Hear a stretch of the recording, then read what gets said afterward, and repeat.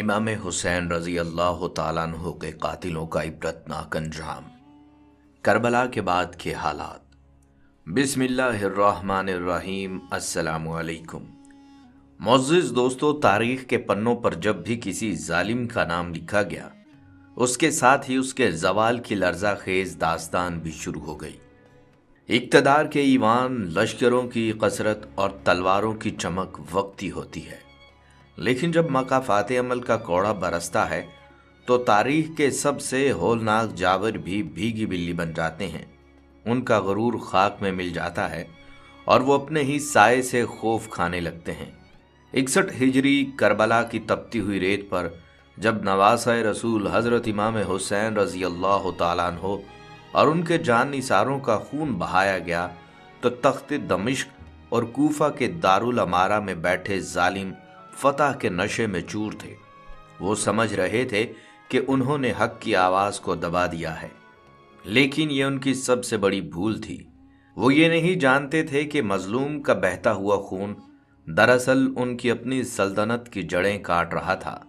شہادت حسین کے فوراً بعد ان طاقتور جابروں پر ایک ایسا نفسیاتی خوف اور عذاب مسلط ہوا جس نے ان کی راتوں کی نیندیں حرام کر دیں۔ وہ محل جو کبھی طاقت کی علامت تھے، اب ان ظالموں کے لیے قید خانہ بن چکے تھے جہاں وہ خوف سے کانپتے تھے۔ بہت سے لوگ کربلا کے مصائب تو جانتے ہیں، لیکن وہ یہ نہیں جانتے کہ ان معصوموں کا خون بہانے والے بعد میں کس طرح تڑپ تڑپ کر مرے۔ وہ ہاتھ جنہوں نے تلواریں اٹھائی تھیں، وہ کس طرح کوڑھ اور بیماریوں سے گل گئے۔ وہ چہرے جو غرور سے چمک رہے تھے، کس طرح چوہوں اور کتوں کی طرح گلیوں میں ذلیل ہوئے۔ آج کی اس ویڈیو میں ہم تاریخ کے ان لرزہ خیز حقائق سے پردہ اٹھائیں گے جنہیں سن کر آپ کے رونگٹے کھڑے ہو جائیں گے۔ ہم بات کریں گے یزید بن معاویہ کی اس پراسرار موت کی جس نے اسے بستر پر تڑپنے والے ایک لاچار انسان میں بدل دیا۔ ہم دیکھیں گے کہ ابن زیاد اور شمر جیسے درندے جب اپنے انجام کو پہنچے تو کس طرح جان کی بھیک مانگ رہے تھے اور کتنے کمزور ثابت ہوئے۔ کربلا کے ٹھیک 5 سال بعد کوفہ کی گلیوں سے ایک آواز اٹھی تھی، حسین کے خون کا بدلہ لینے کے لیے اٹھو۔ اور پھر قدرت نے ان ظالموں کو وہ عبرتناک موت دی کہ دیکھنے والوں کی عقلیں دنگ رہ گئیں۔ ناظرین، کربلا کے میدان میں رسول اللہ صلی اللہ علیہ وآلہ وسلم کے قنبے پر ظلم کرنے والے یہ سمجھتے تھے کہ وہ دنیا کی عدالت اور سزا سے بچ نکلیں گے، لیکن قدرت نے بڑے ظالموں کے زوال سے پہلے ہی عام سپاہیوں اور گستاخوں کو ایسی فوراً سزائیں دیں جنہوں نے کوفہ کے دور و دیوار کو ہلا کر رکھ دیا۔ معتبر تاریخی کتب میں ایسی سچی روایات ملتی ہیں جن سے معلوم ہوتا ہے کہ اللہ تعالیٰ نے امام حسین رضی اللہ تعالیٰ عنہ کے قاتلوں کو دنیا میں ہی نشان عبرت بنا دیا۔ آئیے اس سلسلے میں تاریخ کی سب سے پہلی اور لرزہ خیز گواہی کی طرف چلتے ہیں۔ حضرت علامہ ابن جوزی رحمۃ اللہ علیہ نے اپنی مستند تحریروں میں مشہور راوی صدی سے ایک واقعہ نقل کیا ہے۔ وہ بیان کرتے ہیں کہ ایک مرتبہ وہ ایک شخص کے گھر دعوت پر موجود تھے۔ مجلس میں کربلا کا تذکرہ چھڑ گیا اور وہاں بیٹھے لوگوں نے کہا کہ تاریخ گواہ ہے، حضرت امام حسین رضی اللہ تعالیٰ عنہ کے قتل میں جس نے بھی حصہ لیا اسے اللہ نے دنیا میں ہی جلد اور سخت سزا دی۔ ابھی یہ گفتگو جاری تھی کہ اس مجلس میں موجود ایک مغرور اور بدبخت شخص اٹھ کھڑا ہوا۔ اس نے قہقہا لگایا اور تکبر سے کہنے لگا، یہ سب باتیں بالکل غلط اور من گھڑت ہیں۔ میں خود حسین رضی اللہ تعالیٰ عنہ کے قتل کے معرکے میں شریک تھا، لیکن دیکھو میرا تو کچھ بھی نہیں ہوا، میں تو بالکل ٹھیک ہوں۔ اپنے گناہ پر فخر کرتا ہوا وہ شخص مجلس سے اٹھ کر اپنے گھر چلا گیا، لیکن وہ یہ نہیں جانتا تھا کہ اس کی یہ گستاخی اس کی زندگی کی آخری غلطی بن چکی تھی اور قدرت کا پھندا اس کی گردن کے گرد کسا جا چکا تھا۔ جیسے ہی وہ اپنے گھر پہنچا، وہ جلتے ہوئے چراغ کی بتی کو درست کرنے لگا۔ ابھی اس نے چراغ کو چھوا ہی تھا کہ اچانک ایک چنگاری اڑی اور اس کے کپڑوں نے آگ پکڑ لی۔ آگ اتنی شدید تھی کہ اسے سنبھلنے کا موقع ہی نہ ملا اور وہ چند ہی سیکنڈ میں تڑپ تڑپ کر وہیں جل بھن کر راکھ ہو گیا۔ راوی کہتے ہیں کہ جب میں نے اگلی صبح خود جا کر اسے دیکھا تو اس کا پورا وجود کالا سیاہ کوئلہ بن چکا تھا۔ ناظرین، قدرت کے انصاف کی یہ کوئی اکیلی داستان نہیں ہے۔ تاریخ کی کتابوں میں اسی طرح کی ایک اور لرزہ خیز روایت ملتی ہے۔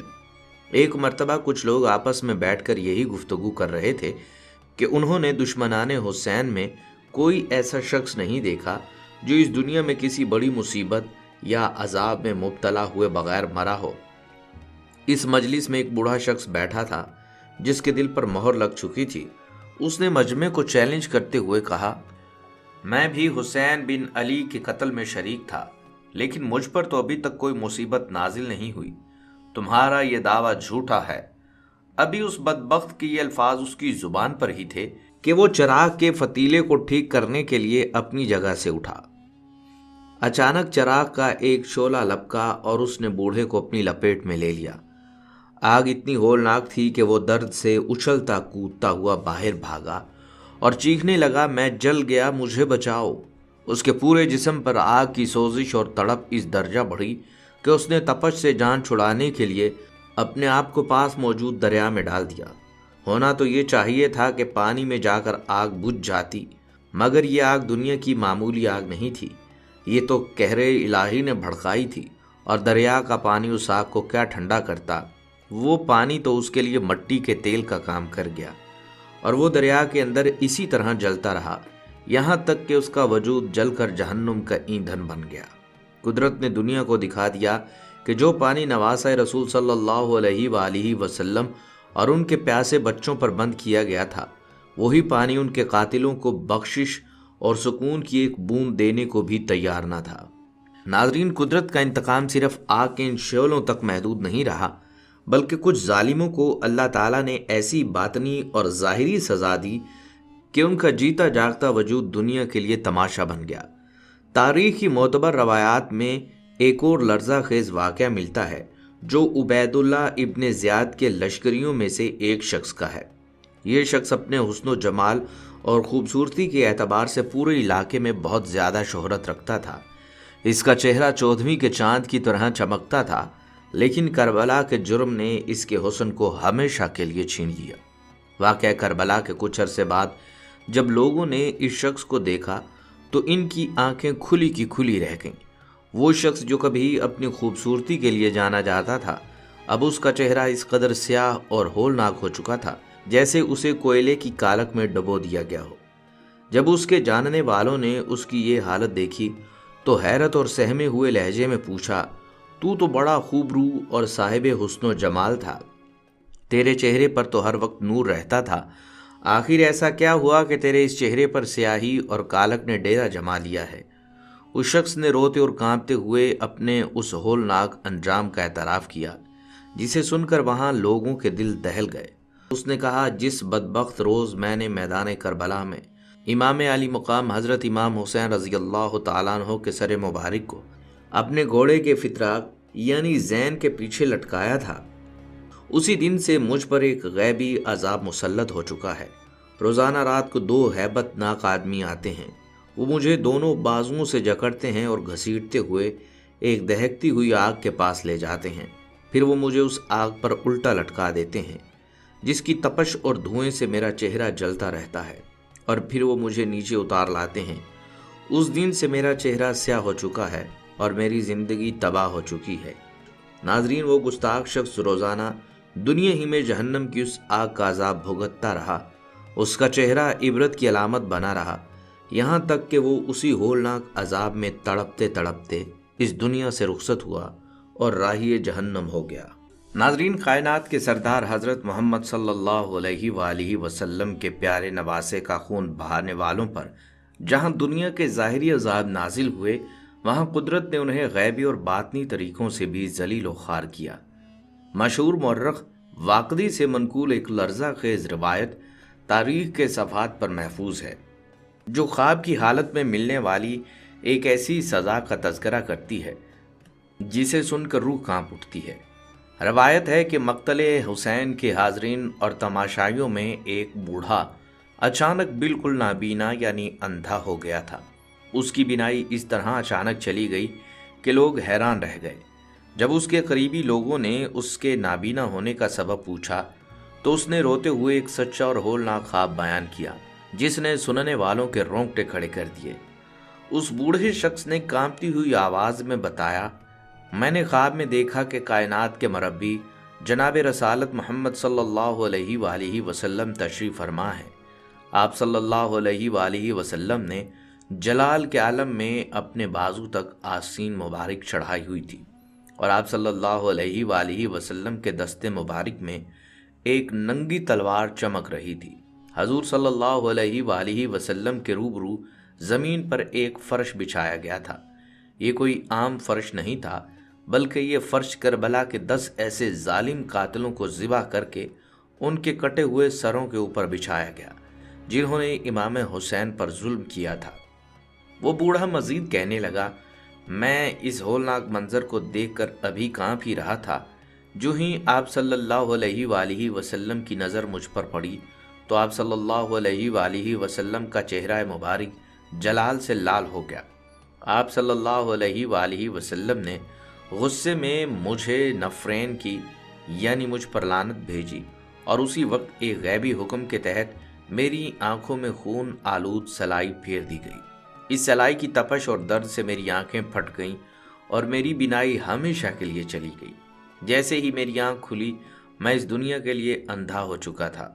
ناظرین، قدرت نے اس تماشائی بوڑھے کو دنیا میں ہی اندھا کر کے یہ ثابت کر دیا کہ جو آنکھیں نواسہ رسول صلی اللہ علیہ وآلہ وسلم پر ہونے والے ظلم کو دیکھ کر بھی بند نہیں ہوئیں اور ظالموں کا تماشا دیکھتی رہیں، وہ آنکھیں کائنات کے مالک کے حضور کبھی سرخرو نہیں ہو سکتی، اور ان کا انجام دنیا اور آخرت کی اندھی تاریکی ہی ہے۔ ان عام لشکریوں کے انجام بد کی فہرست میں ایک واقعہ ایسا بھی ملتا ہے جسے سن کر انسان کانپ اٹھتا ہے۔ تاریخی روایات میں بیان کیا گیا ہے کہ ملک شام میں ایک ایسا شخص تھا جو معرکہ کربلا میں اموی فوج کی طرف سے قتل حسین میں شریک تھا۔ اس شخص پر قدرت کا ایسا غضب نازل ہوا کہ اس کا انسانی چہرہ ہی مسخ ہو گیا۔ کہتے ہیں اللہ تعالیٰ کے حکم سے اس شخص کی داڑھی بالکل خنزیر کی دم کی طرح بن گئی تھی۔ وہ جہاں سے بھی گزرتا لوگ اس کی بدلی ہوئی عبرتناک شکل کو دیکھ کر پناہ مانگتے تھے۔ قدرت نے اس کی داڑھی کو خنزیر کی دم بنا کر اسے پوری دنیا کے لوگوں میں ایک زندہ عبرت کا نشان بنا دیا، تاکہ دنیا دیکھ لے کہ محمد اور آل محمد صلی اللہ علیہ وآلہ وسلم سے دشمنی مول لینے والوں کا حشر کتنا ذلیل اور وحشیانہ ہوتا ہے۔ ناظرین، عام لشکریوں اور تماشائیوں کے عبرتناک انجام کی فہرست میں ایک ایسا دل دہلا دینے والا واقعہ بھی شامل ہے جسے سن کر پتھر دل انسان کی آنکھوں سے بھی آنسو جاری ہو جائیں۔ یہ واقعہ اس بدبخت شخص کا ہے جس نے میدان کربلا میں 6 ماہ کے معصوم شہزادے حضرت عبداللہ علی اصغر علیہ السلام کے تشنہ یعنی پیاسے حلوق پر 3 بھالوں والا زہریلا تیر چلایا تھا۔ اس بے رحم قاتل پر قدرت کا ایسا غضب اور عذاب نازل ہوا کہ اس کی زندگی جیتے جی جہنم کا نمونہ بن گئی۔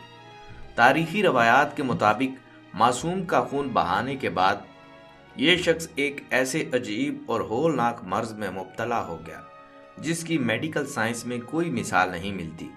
اس کے جسم کی یہ حالت ہو گئی کہ اس کے سینے کے اندر ایک ایسی ہولناک تپش اٹھی اور آگ بھڑکی جس سے اس کا پورا سینہ جلتا تھا، جبکہ اسی وقت اس کی پشت یعنی پیٹھ میں ایسی شدید برفانی ٹھنڈک پیدا ہو گئی کہ وہ سردی سے کانپتا تھا۔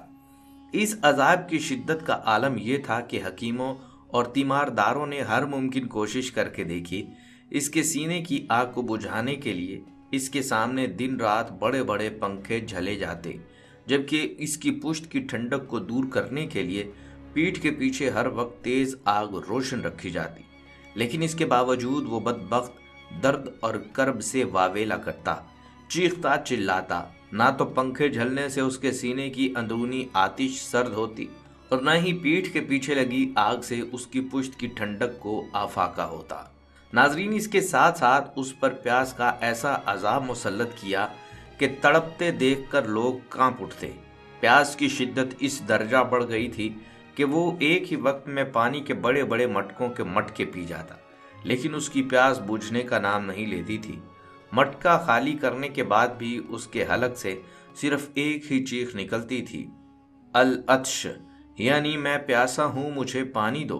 پانی پی پی کر اس کا پیٹ کسی مشکیزے کی طرح پھولتا چلا گیا، یہاں تک کہ پیاس کی اسی تڑپ اور آگ میں جلتے ہوئے اس کا پیٹ پانی کی کثرت سے پھٹ گیا، اور وہ اسی ہولناک عقوبت اور عذاب کے ساتھ تڑپ تڑپ کر واصل جہنم ہوا۔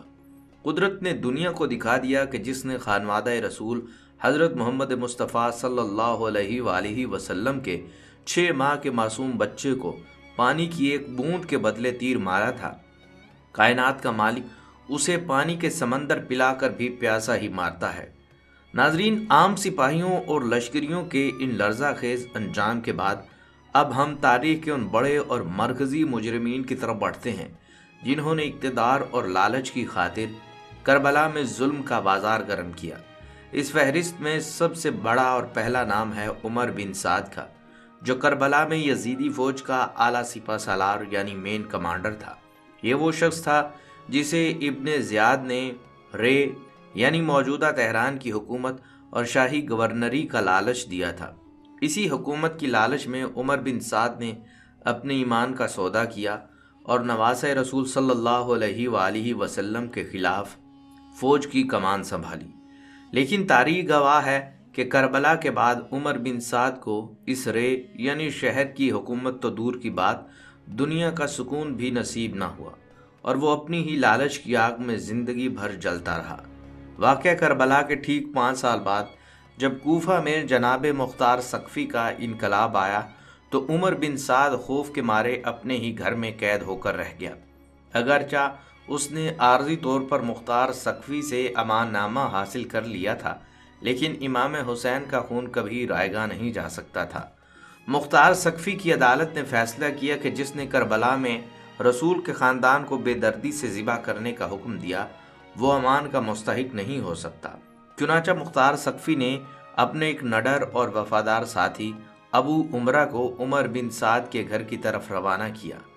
تاریخ کی معتبر کتب جیسے تاریخی طبری میں لکھا ہے کہ جب سپاہی ابو عمرہ عمر بن سعد کے گھر میں داخل ہوا تو وہ بزدل کمانڈر خوف کے مارے اپنے بستر سے اٹھ کر بھاگنے لگا، لیکن ابو عمرہ نے اسے موقع نہ دیا اور ایک ہی زوردار وار سے عمر بن سعد کو زمین پر گرا دیا۔ عمر بن سعد اپنے ہی بیٹے حفص کے سامنے تڑپ تڑپ کر جان دینے لگا اور ابو عمرہ نے اس کا سر تن سے جدا کر دیا۔ ابھی اس کا تڑپتا ہوا جسم ٹھنڈا بھی نہیں ہوا تھا کہ مختار ثقفی کے حکم پر اس کے بیٹے حفص کا سر بھی وہیں اڑا دیا گیا۔ قدرت نے عمر بن سعد کو اس کے گھر میں اس کی اپنی ہی اولاد کے سامنے ذلیل کر کے واصل جہنم کیا، اور وہ دنیا کی جس حکومت اور لالچ کے پیچھے بھاگا تھا وہ سونا اور تاج اس کے کام نہ سکا۔ ناظرین، عمر بن سعد کے بعد اب باری تھی اس بدبخت اور شقی القلب انسان کی جس نے کائنات کی سب سے بڑی بربریت کا ارتکاب کیا۔ یہ تھا شمر بن ذی الجوشن۔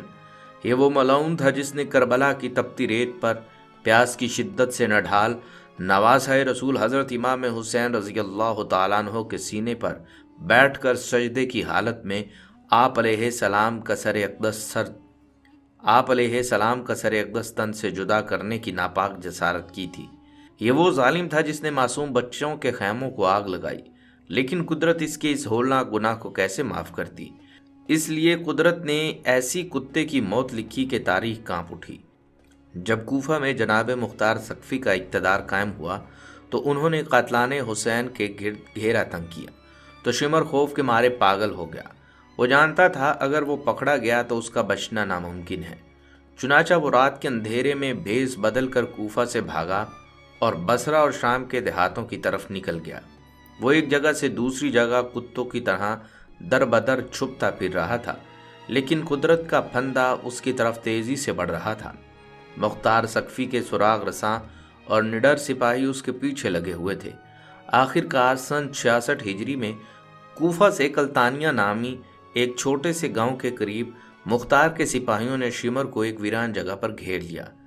تاریخ طبری اور دیگر معتبر کتب تاریخ میں لکھا ہے کہ جب سپاہیوں نے شمر پر حملہ کیا تو وہ اتنا بزدل تھا کہ اسے ڈھنگ سے مقابلہ کرنا بھی نہ آیا۔ اسے شدید زخمی حالت میں زندہ گرفتار کیا گیا۔ مختار سقفی کے حکم پر اس مظلوم کو تڑپا تڑپا کر قتل کیا گیا اور اس کا سر قلم کر دیا گیا۔ لیکن ناظرین، عبرت کا اصل تماشا تو ابھی باقی تھا۔ اس بدبخت کا سر قلم کرنے کے بعد مختار سقفی کے سپاہیوں نے اس کے ناپاک اور گندے دھڑ کو وہیں کھلے میدان میں پھینک دیا۔ تاریخ گواہ ہے کئی دنوں تک اس کی لاش اس ویرانے میں پڑتی سڑتی رہی جہاں جنگلی کتوں اور گدھوں نے اس کے گوشت کو نوچ نوچ کر کھایا۔ جس نے آپ صلی اللہ علیہ وآلہ وسلم کے جگر گوشے کے سر کو نیزے پر چڑھایا تھا، قدرت نے اس کی لاش کو کتوں کی غذا بنا کر دنیا کو دکھا دیا کہ خانوادہ رسول صلی اللہ علیہ وآلہ وسلم سے غداری کرنے والوں کا انجام دنیا کے بدترین جانوروں سے بھی بدتر ہوتا ہے۔ ناظرین، شمر کے بعد اب قدرت کا قہر اس شخص کی طرف بڑھا جو کربلا کے سانحے کا سب سے بڑا مجرم اور کوفہ کا جابر گورنر تھا، عبید اللہ ابن زیاد۔ یہ وہ بدبخت تھا جس کے حکم پر مسلم بن عقیل کو کوفہ میں شہید کیا گیا، جس نے امام حسین کا پانی بند کروایا، جس نے دمشق کے یزید کو خوش کرنے کے لیے اہل بیت اطہار کے کٹے ہوئے سروں کی نمائش کروائی۔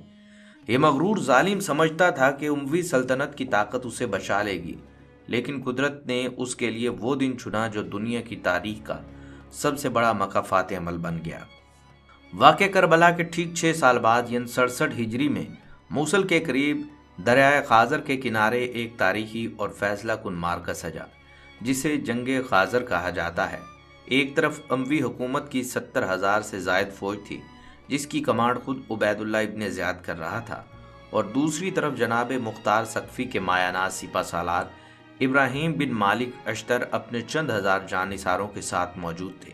یہ محض 2 فوجوں کی جنگ نہیں تھی، بلکہ یہ مظلوم کربلا کے خون کا حساب لینے کا دن تھا۔ ابراہیم بن مالک اشتر نے اپنے سپاہیوں کو للکارا اور پکارا، اے غیرت مندو، ابن مرجانہ کو زندہ مت چھوڑنا۔ جنگ خازر میں وہ تاریخی خون ریزی ہوئی کہ اموی فوج کے پیر اکھڑ گئے۔ معتبر کتب تاریخ جیسے تاریخ طبری اور الکامل فی التاریخ گواہی دیتی ہے کہ شدید مارکے کے دوران ابراہیم بن مالک اشتر شیر کی طرح ابن زیاد کی طرف جھپٹے اور ایک ہی زوردار وار سے اس مغرور ظالم کو بیچ سے 2 ٹکڑے کر کے واصل جہنم کر دیا۔ ابن زیاد کی لاش کو وہیں تڑپتا چھوڑ دیا گیا اور اس کا سر تن سے جدا کر کے کوفہ روانہ کر دیا گیا۔ ناظرین، اب قدرت کا وہ انصاف دیکھیے جسے سن کر ایمان تازہ ہو جاتا ہے۔ ابن زیاد کا کٹا ہوا سر جب کوفہ لایا گیا تو اسے دارالامارہ یعنی گورنر ہاؤس کے فرش پر رکھا گیا، جہاں 6 سال پہلے اس بدبخت نے امام حسین علیہ السلام کا سر مبارک رکھ کر اپنے ہاتھ کی چھڑی سے گستاخی کی تھی۔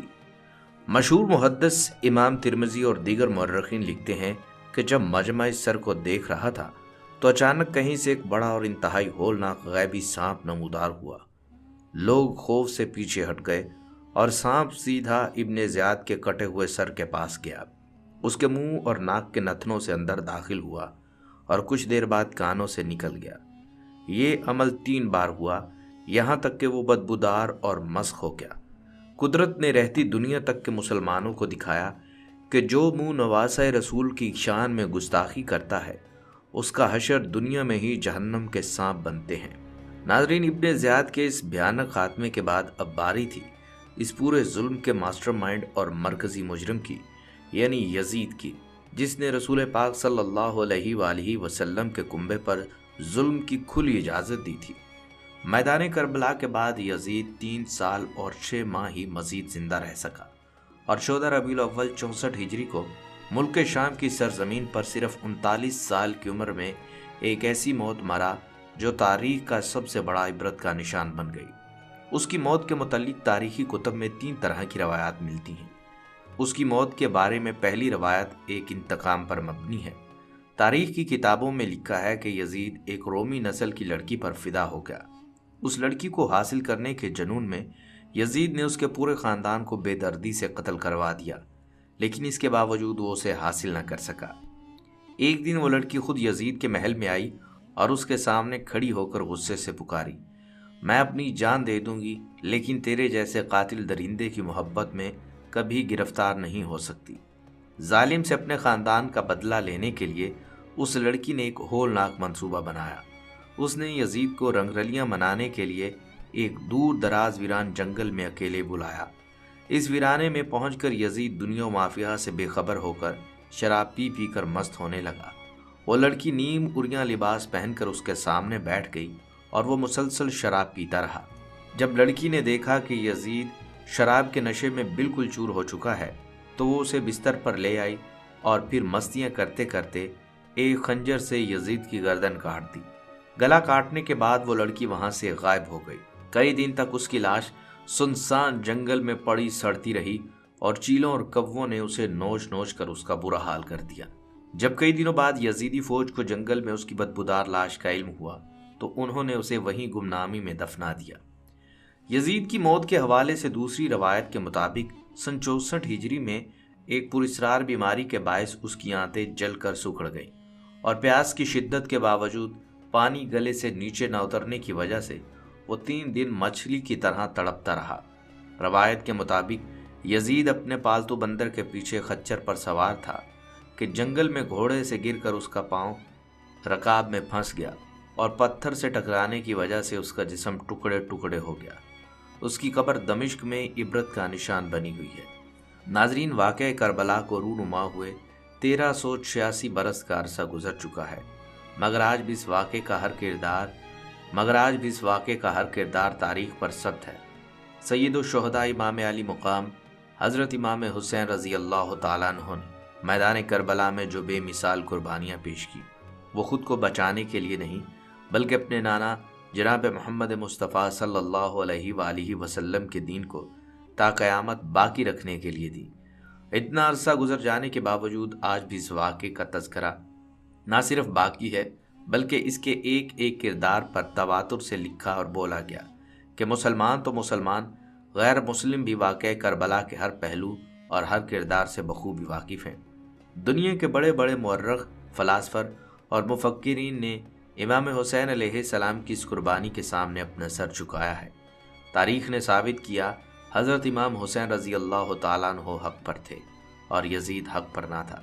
یزید کی موت کو ہمیشہ ایک ابدی عبرت کے طور پر دیکھا جاتا ہے کہ دنیا کی طاقت، اقتدار اور ظلم و ستم کا انجام ہمیشہ برا اور ذلیل ہی ہوتا ہے، جبکہ حق کا پرچم ہمیشہ لہراتا رہتا ہے۔